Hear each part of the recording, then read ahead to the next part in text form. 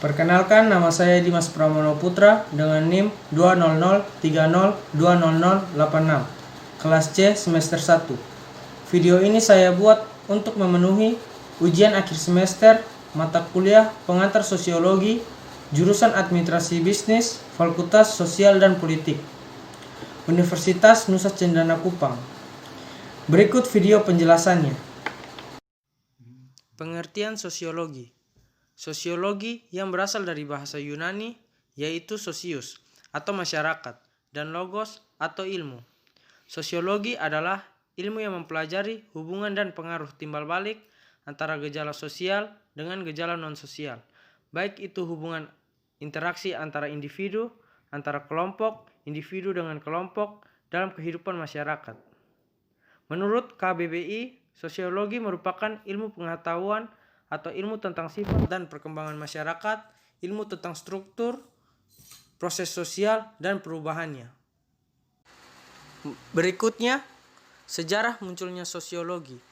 Istilah sosiologi muncul pertama kali pada tahun 1839 pada keterangan sebuah paragraf dalam karya Auguste Comte. Menurut Berger, pemikiran sosiologi berkembang makalah masyarakat menghadapi ancaman terhadap hal-hal yang dianggap sudah seharusnya. Sosiologi didirikan oleh orang-orang Yunani kuno, awalnya merupakan bagian dari filsafat sosial. Berikutnya, masyarakat dan kebudayaan. Masyarakat adalah sekelompok orang yang hidup bersama dan menghasilkan kebudayaan. Oleh karena itu, tidak ada masyarakat tanpa kebudayaan, dan tidak ada kebudayaan tanpa masyarakat. Melville J. Herkovits memandang kebudayaan sebagai sesuatu yang bersifat superorganik.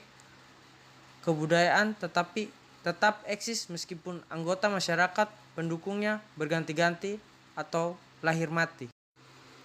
Berikutnya, pengertian kebudayaan. Budaya atau kebudayaan berasal dari bahasa Sanskerta yaitu budahaya, yang merupakan bentuk jamak dari budi, diartikan sebagai hal-hal yang berkaitan dengan budi dan akal manusia.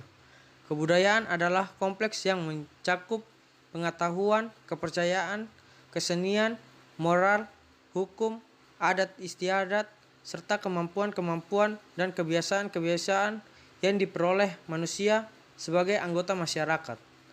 Selo Soemarjan dan Soeleman Soemardi mendefinisikan kebudayaan sebagai hasil cipta, rasa, dan karsa manusia. Berikut unsur-unsur kebudayaan.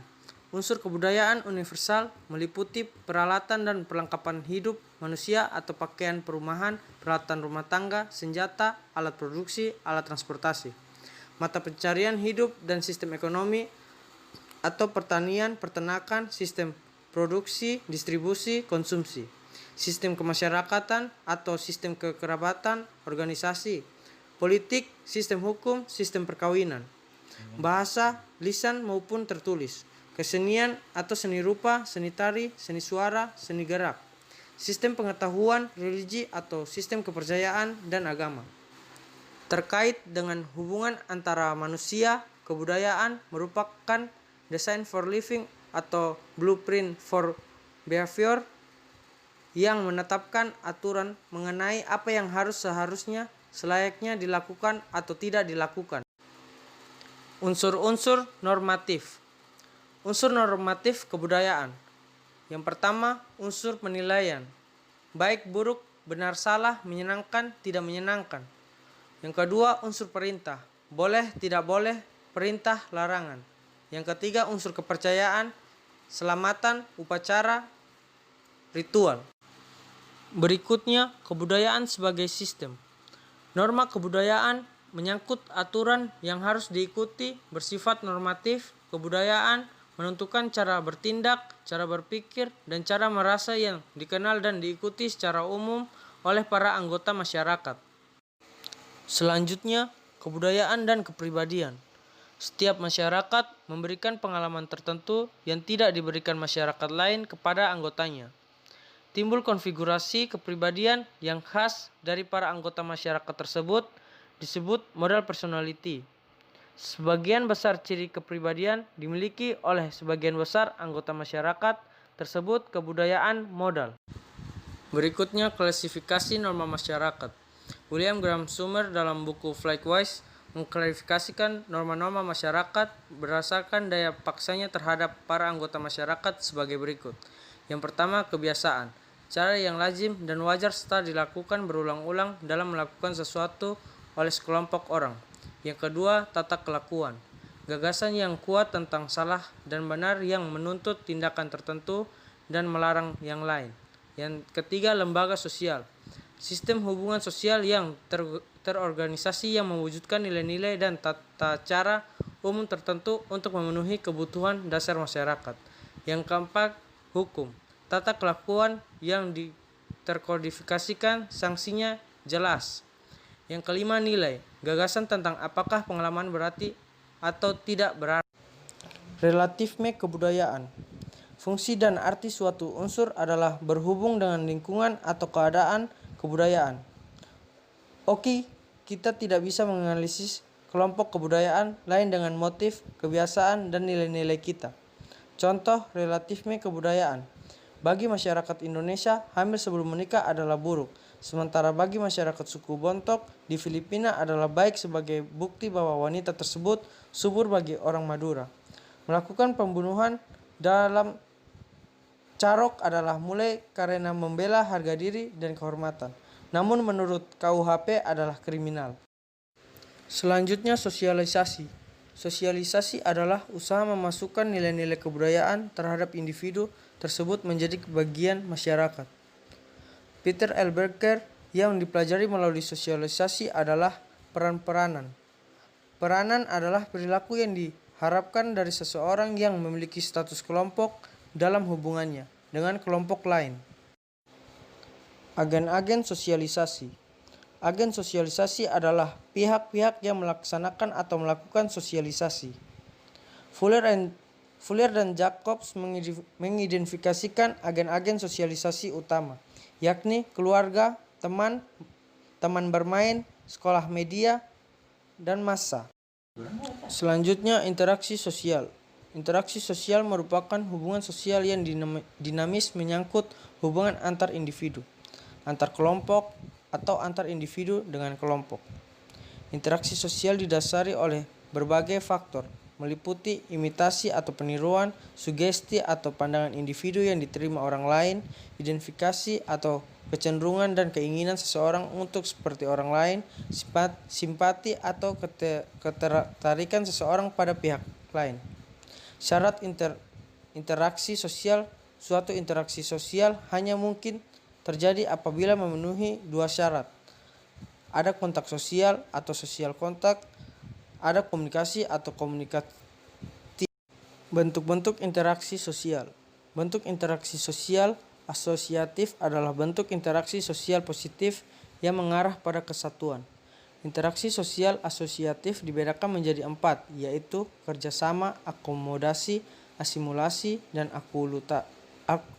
akulturasi. Bentuk interaksi sosial disosiatif adalah keadaan sosial dalam keadaan yang kurang harmonis akibat adanya pertentangan antara anggota masyarakat. Interaksi sosial disosiatif dibedakan menjadi 4, yaitu persaingan, kontravensi, pertikaian, dan konflik. Aspek dalam peran. Salah satu perhatian para ahli sosiologi adalah struktur sosial atau sosial struktur. Struktur sosial adalah pola perilaku yang berulang-ulang yang menciptakan hubungan antara individu dan antara kelompok dalam masyarakat, atau Kornblum. Dalam membahas struktur sosial, ada dua konsep penting di dalamnya, status dan peranan. Seorang tidak dapat mengisi suatu peran dengan senang dan sukses tanpa diasosialisasikan untuk menerima bahwa peran tersebut berguna, memuaskan, dan sesuai. Oleh karena itu, dalam mempelajari peran, sekurangnya harus melibatkan dua aspek.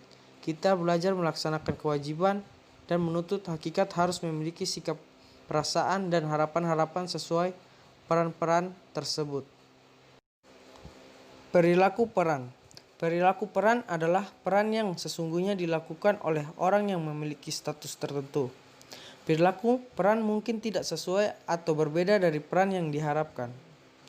Bantu perilaku peran menyebabkan orang lain mengharapkan dan merasakan perilaku yang diperlukan peran tersebut dan mendorong si aktor berperan sesuai tuntutan peran. Selanjutnya, stratifikasi sosial. Stratifikasi sosial atau social stratification adalah pembedaan anggota masyarakat berdasarkan status yang dimilikinya kelas sosial. Kelas sosial merupakan subkultur yang memiliki sikap, kepercayaan, nilai dan norma perilaku yang berbeda dibanding kelas sosial lainnya.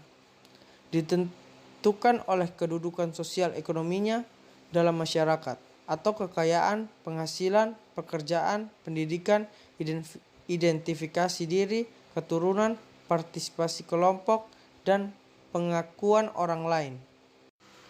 Sistem norma. Sistem norma adalah penampilan dari suatu orientasi nilai budaya tertentu yang menghasilkan berbagai tingkatan norma dan berdasarkan kekuatan mengikatnya Gillen. Gillen memilih sistem norma menjadi cara kebiasaan umum, tata kelakuan, adat. Kebiasaan umum, perbuatan berulang yang diikuti banyak orang atau menghormati orang tua. Tata kelakuan merupakan norma pengatur, sanksi lebih tegas dan keras sehingga memunculkan rasa bersalah bagi yang melanggar atau larangan pergaulan bebas. Adat, norma yang paling kuat karena memberikan sanksi moral, berdosa, dan sanksi masyarakat. Dapat dihukum dengan beragam hukuman. Yang terberat, pengucilan atau larangan kumpul kebo. Selanjutnya, kelakuan berpola. Kelakuan berpola menggambarkan adanya suatu pola tertentu dalam tindakan seseorang atau sekelompok orang. Pola menunjukkan pada kejadian atau kegiatan yang dilakukan secara berulang dalam bentuk yang sama.